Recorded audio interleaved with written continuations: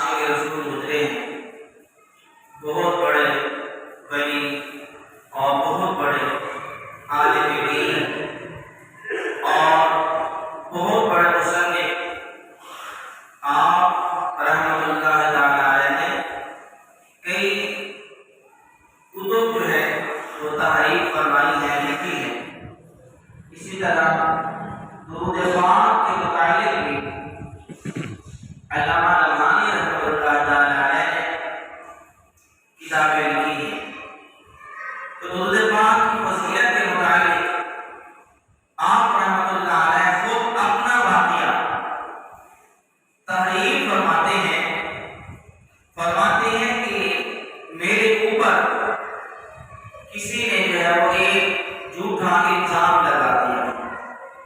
علامہ یوسف بن اسماعیل لمحانی رحمۃ اللہ تعالی علیہ آپ فرماتے ہیں کہ میرے اوپر کسی نے ایک جھوٹا الزام لگا دیا اور وہ کیس جو ہے وہ بادشاہ وقت کے پاس پہنچا، اور پھر کیا ہوا کہ وہ میرے خلاف فیصلہ سنائے گئے۔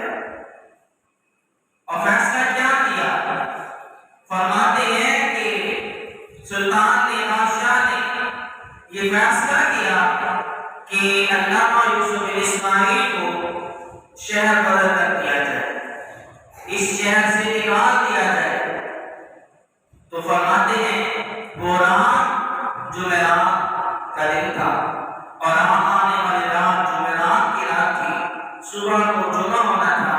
تو فرماتے ہیں جب رات ہوئی تو پھر میں نے رب تعالیٰ کی بارگاہ میں 1000 مرتبہ استغفار کیا۔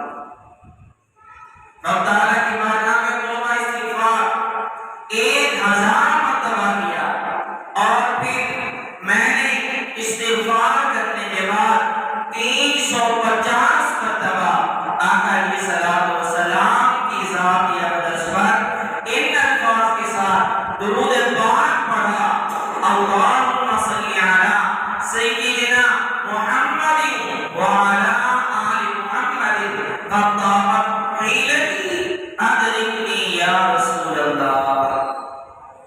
فرماتے ہیں کہ میں سو گیا اور تہجد کے وقت دوبارہ اٹھا، پھر میں نے اسی طرح استغفار کیا اور ان الفاظ کے ساتھ درود پاک پڑھا اور اللہ تعالیٰ کی بارگاہ میں استغاثہ پیش کیا۔ تو فرماتے ہیں صبح ہوتے ہی درود پاک کی فضیلت، توبہ استغفار کی فضیلت اس طرح ظاہر ہوئی کہ جو مجھ پر الزام لگایا گیا تھا اس نے مجھے بری کر دیا ہے، اور بادشاہ وقت نے مجھے خط لکھ کر بھیجا کہ آپ بے گناہ تھے، آپ پر جھوٹا الزام لگا ہوا تھا، لہذا آپ جو ہے وہ اس معاملے سے بری ہو چکے ہیں، جو جھوٹا تھا وہ پکڑا گیا ہے۔ لہذا آپ فرماتے ہیں یہ ساری برکتیں، یہ ساری